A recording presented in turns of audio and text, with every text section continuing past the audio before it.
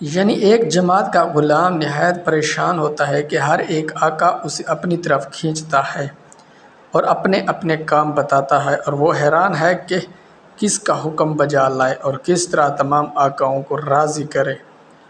اور خود اس غلام کو جب کوئی حاجت و ضرورت پیش ہو تو کس آقا سے کہے۔ نجلاف اس غلام کے کہ جس کا ایک ہی آقا ہو، وہ اس کی خدمت کر کے اسے راضی کر سکتا ہے، اور جب کوئی حاجت پیش ہے تو اسی سے عرض کر سکتا ہے، اس کو کوئی پریشانی پیش نہیں آتی۔ یہ حال مومن کا ہے جو ایک مالک کا بندہ ہے، اسی کی عبادت کرتا ہے، اور مشرک جماعت کے غلام کی طرح ہے کہ اس نے بہت سے معبود قرار دے دیے ہیں، جو اکیلا ہے، اس کے سوا کوئی معبود نہیں۔